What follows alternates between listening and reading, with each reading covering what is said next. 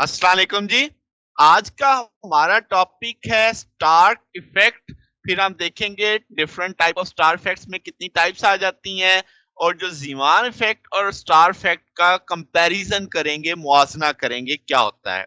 तो जैसे atomic physics में हमारा चैप्टर चल रहा है इंटरेक्शन विद द फील्ड, तो उसी के जेर तहत हमारे पास जो टॉपिक है वो है स्टार्क इफेक्ट। तो जो स्पेक्ट्रल लाइंस हैं, यानी एक जो एक्साइटेड आपके पास सब्सटेंस है, जब वो डी एक्साइट होगा, जो अपनी एनर्जी रिलीज करेगा, तो वो स्पेक्ट्रल लाइंस की सूरत में हमें मिलती है। तो ये स्पेक्ट्रल लाइंस स्प्लिट हो जाती हैं जब हम उनको under the action of electric field study कर रहे होते हैं। ये चीज क्या थी? स्टार्क इफेक्ट कहलाई।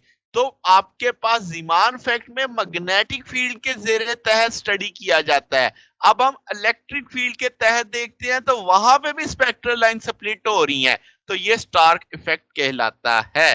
अब इसमें जो सबसे काम की बात है कि जितनी भी तगड़ी आप इलेक्ट्रिक फील्ड ले लो, वो फिर भी वीक ही होगी अगर आप इंटर एटॉमिक फील्ड के मुआवजे के साथ उसे देखोगे। ठीक होगी बात। तो इसका मतलब ये हुआ कि जो इलेक्ट्रिक फील्ड है वो मोशन ऑफ एटॉमिक इलेक्ट्रॉन पे तो रिगार्ड किया जा सकता है कि स्मॉल पेट्रिवेशन की सूरत में।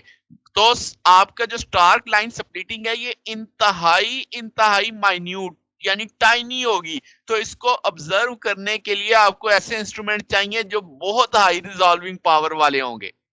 ठीक होगी। तो आप सादा लफ्जों में बोल सकते हो कि स्टार इफेक्ट इलेक्ट्रिकल एनालॉग है किसका? ज़ीमान इफेक्ट का। तो अब अगर हमसे कोई कहे कि इसका प्रिंसिपल क्या है, तो वन लाइनर प्रिंसिपल यही है कि इलेक्ट्रिक फील्ड एटम को क्या करती है? पोलराइज, और वो जाहिर आपके पास डाइपोल मोमेंट बन जाता है। फिर वो इंटरेक्ट करेगा किसके? जो आपके पास पोलराइज एटम होगा वो डाइपोल मोमेंट से क्या करेगा? इंटरेक्ट करेगा, यानी फील्ड और डाइपोल मोमेंट इंटरेक्ट करेंगे आपस में। सादा लफ्जों में ये है। तो अब आपके पास स्टार इफेक्ट में सिर्फ आपकी स्प्लिटिंग नहीं है, शिफ्टिंग भी होती है कि इलेक्ट्रिक स्पेक्ट्रल फील्ड लाइंस की, यानी शिफ्टिंग और स्प्लिटिंग दोनों शामिल होती हैं किसमें? स्टार इफेक्ट में।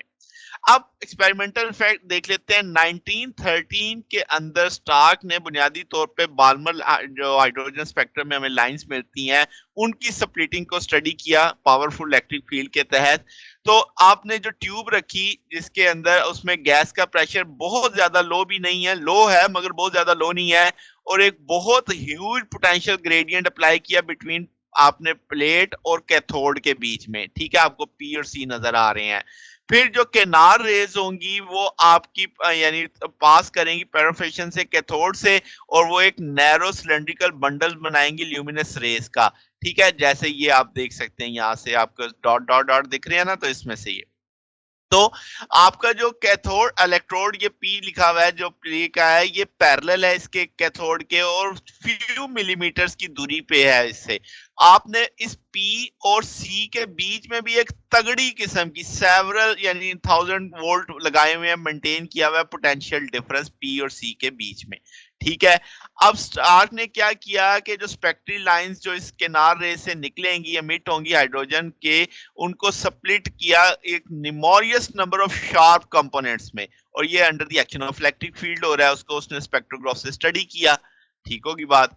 अब ये तो एक्सपेरिमेंटल था जो उसने ऑब्जर्वेशन की, जैसे उसने कहा मैंने बता दिया। अब आपकी थ्योरी अगर हम यहाँ पे डिस्कस करें क्या है, वो क्या जी? इलेक्ट्रिक फील्ड क्या करेगी कि बुनियादी तौर पे एक एटम में पॉजिटिव और नेगेटिव जो चार्ज है उसमें एक शिफ्ट लेके आएगी। तो इलेक्ट्रिक फील्ड यानी एक इलेक्ट्रिक डाइपोल मूवमेंट बना देगी किसके अंदर? एटम के अंदर। इस अमल को इलेक्ट्रिक पोलराइजेशन कहते हैं। तो आपके पास कितना डाइपोल मूवमेंट बनेगा उसका मैग्नीट्यूड इलेक्ट्रिक फील्ड की ताकत पे होगा। जितनी ताकत वाली इलेक्ट्रिक फील्ड उतना स्ट्रॉन्ग इलेक्ट्रिक डाइपोल मूवमेंट, उतना यानी पावरफुल इलेक्ट्रिक डाइपोल मूवमेंट बनेगा।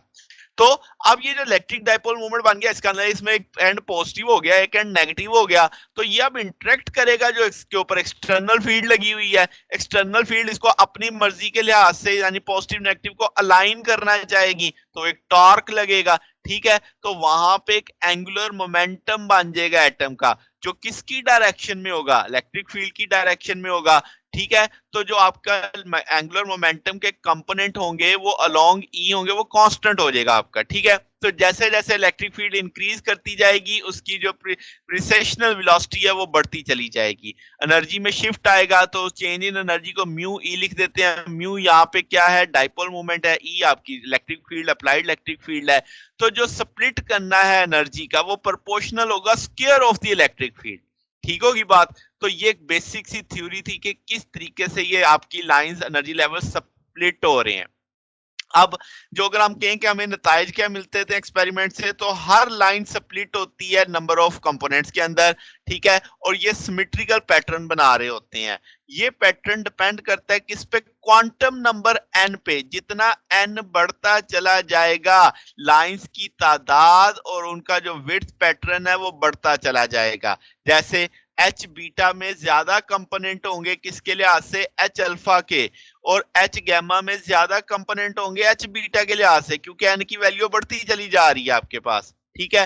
फिर अगर आप इस इलेक्ट्रिक फील्ड की जो डायरेक्शन है यानी परपेंडिकुलर देखें, ट्रांसवर्स व्यू देखें, तो आपको पता चलेगा कि कंपोनेंट्स पोलराइज्ड हैं और कुछ आपके पैरेलल होंगे फील्ड के, कुछ परपेंडिकुलर होंगे। अच्छा, अब टाइप्स की बात करें तो टाइप्स में हम कह देते हैं दो तरह की बुनियादी तौर पे टाइप्स होती हैं। अब तक आपको क्या पता चला? स्टार इफेक्ट क्यों आया? क्योंकि आपका जो इलेक्ट्रिक मूवमेंट बना था एटम का और जो एक्सटर्नल फील्ड लगी हुई थी, उन्होंने आपस में इंटरेक्शन की जिससे एक टर्न पैदा हुआ। तो ये इफेक्ट जो है बुनियादी तौर पे दो टाइप्स की सूरत में हम देखते हैं। एक को लीनियर स्टार्क इफेक्ट बोलते हैं, एक को क्वाड्रिक स्टार्क इफेक्ट देखते हैं। इसका दूसरा नाम भी होता है फर्स्ट ऑर्डर भी बोलते हैं, सेकंड ऑर्डर भी बोलते हैं। तो अब फर्स्ट ऑर्डर स्टार्क इफेक्ट किसे बोलेंगे? इसका दूसरा नाम अब आपको पता है, लीनियर। तो लीनियर स्टार इफेक्ट कब राइज होगा?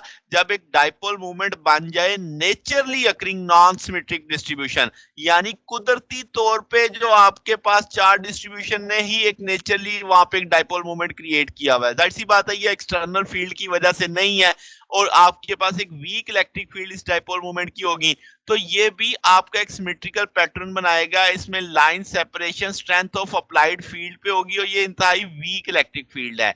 इस इफेक्ट को हम क्या बोलेंगे? लीनियर या फर्स्ट ऑर्डर स्टार्क इफेक्ट। अब बात करते हैं कि आपने एक्सटर्नल फील्ड बढ़ा दी, तो आपके पास वो सेकंड ऑर्डर स्टार्क इफेक्ट बनेगा। तो आप में जो डाइपोल मोमेंट है यानी जो इंटरेक्शन है वो यहाँ पे तगड़ी हो जाएगी। वो कैसे? जब आप इलेक्ट्रिक फील्ड को 10⁻⁷ वोल्ट पर मीटर से बढ़ा देते हो, तो यानी इसका मतलब 10⁻⁷ से कम अगर आपकी फील्ड की इंटेंसिटी होती है तो वो फर्स्ट ऑर्डर बनाएगा, उससे ऊपर होगी तो सेकंड ऑर्डर। तो आपकी जो लाइन सेपरेशन है वो प्रोपोर्शनल हो जाएगी ई स्क्वायर के। इसे हम क्वाड्रेटिक या सेकंड ऑर्डर स्टार्क इफेक्ट के तौर पे जानते हैं।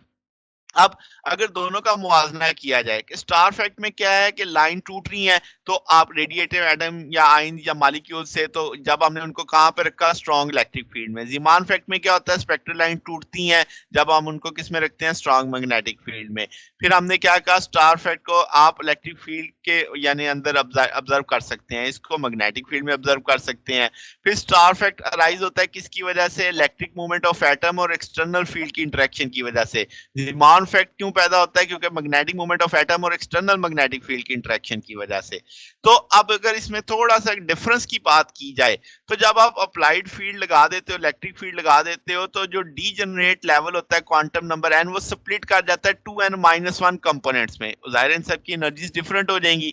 अच्छा, एक और डिफरेंस यानी एक इंपॉर्टेंट डिफरेंस है।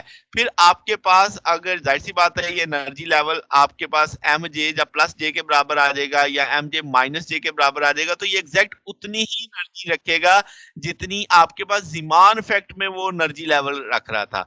तो ये एक बेसिक सा कंसेप्ट था हमारे पास। हमने स्टार इफेक्ट को समझा, एक्सपेरिमेंटल समझा, उसकी थ्योरी समझी, उसके रिजल्ट्स को समझा। तो ये हमारा आज का टॉपिक था। अगर आपको इसमें कोई बात पूछनी हो, डाउट हो, तो नीचे कमेंट्स में पूछ सकते हैं। वीडियो अच्छी लगी हो तो वीडियो को लाइक कीजिएगा, दोस्तों के साथ शेयर कीजिएगा, चैनल को सब्सक्राइब कर दीजिएगा। अब तक के लिए इतना ही, बकिया इंशाल्लाह फिर नेक्स्ट देखेंगे। ओके, अल्लाह हाफिज।